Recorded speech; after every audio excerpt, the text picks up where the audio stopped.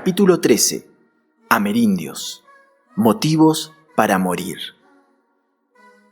La sociedad indígena amerindia de Maripazula parecía estar completamente patas para arriba.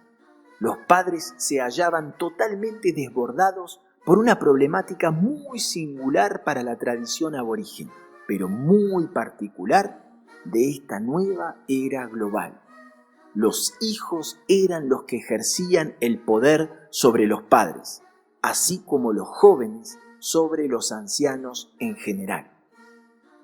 Cuando un padre teme a su hijo, aumentan considerablemente las posibilidades del chantaje. Si eso se propaga en todo un clan, la situación se complica muy peligrosamente. El pueblo olía a azufre blanco por todas partes. Cómprame esas zapatillas de marca, si no me suicido. Uno de los trágicos ejemplos que ilustraba la problemática a la perfección.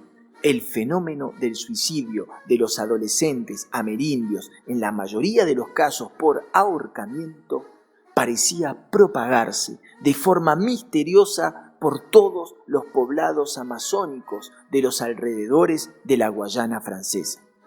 La pregunta espumaba en boca de numerosos investigadores franceses.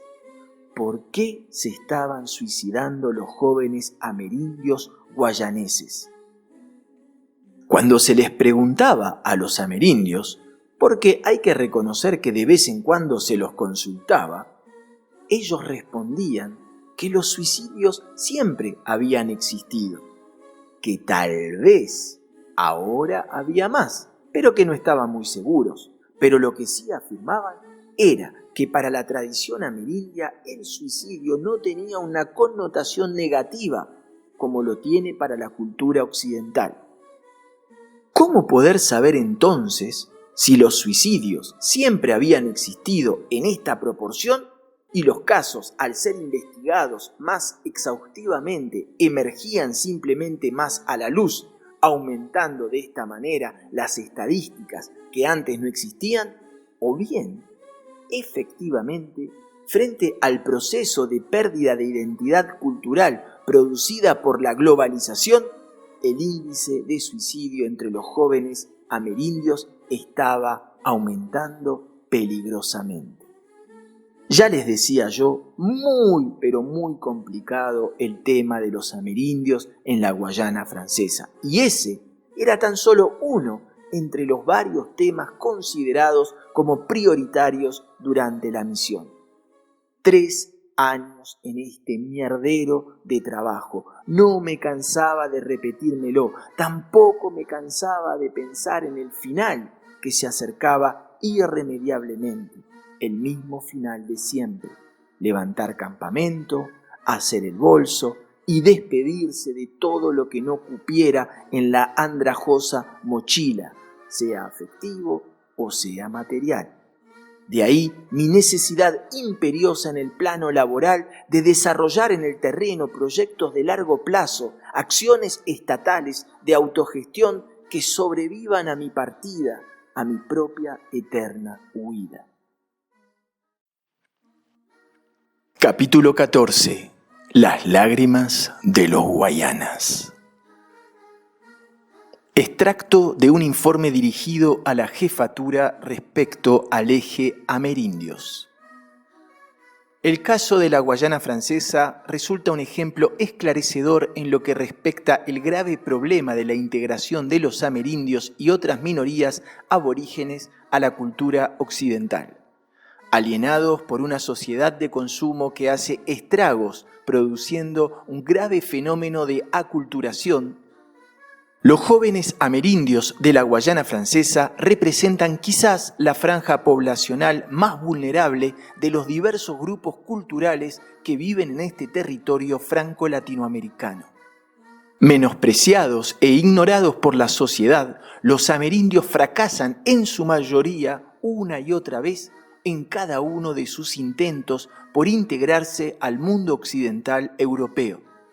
A esto debe sumársele también las trágicas consecuencias provocadas por el asistencialismo estatal francés. Testimonio de un viejo indígena guayana. Los jóvenes de hoy no necesitan ni cazar ni pescar y por culpa de la medicina gratuita francesa desconocen nuestras más antiguas tradiciones indígenas.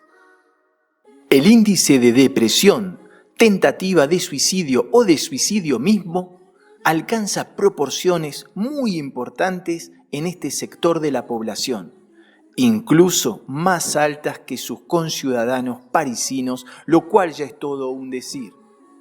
Por más que en este tipo de minorías el suicidio existe desde hace tiempo, incluso antes de esta aculturación radical, y que su relación al cambio social es compleja, cabe preguntarse acerca de las verdaderas responsabilidades del gobierno francés con respecto a este fenómeno. Fin del extracto del informe. Los amerindios representan aún en la actualidad una fuerza política bastante menospreciada. El resultado de los primeros análisis geopolíticos lo habían señalado rápidamente. Había un espacio del cual era necesario apoderarse y generar la autogestión del movimiento amerindio. Los amerindios aún no habían ganado ninguna alcaldía guayanesa. Los negros y mestizos sí, pero esto parecía tan solo una cuestión de tiempo. Se debía movilizar el sector indígena, reagruparlo en medio de esta emergencia cultural que estaban viviendo para reforzar su identidad, reafirmar el quiénes eran, el de dónde venían, el a dónde se dirigían para aspirar a una mejor construcción del individuo y por lo tanto de la masa indígena en general. Y yo en esta historia, finalmente, ¿qué? ¿Por qué habría de hacerlo? ¿Éramos los buenos? Éramos, ya lo dije antes, una especie de célula guerrillera estatal e intercultural. Estábamos de paso. No teníamos mucho tiempo para actuar. Cubríamos las espaldas del jefe máximo. Contaminados por el estigma de nuestros valores occidentales, éramos completamente incapaces de dar sin recibir. El proyecto político de llevar a los amerindios paulatinamente al poder resultaba de lo más tentador, pero todo propósito que superase un horizonte de 3 años representaba demasiado para nosotros. Entonces no había tiempo. Debíamos levantar campamento. Éramos mercenarios de la política ante todo. Los amerindios deberían esperar un poco más. Llevaban ya más de 500 años haciéndolo. Total, ¿qué más daba? Jodido desde el principio hasta el final el tema de los amerindios.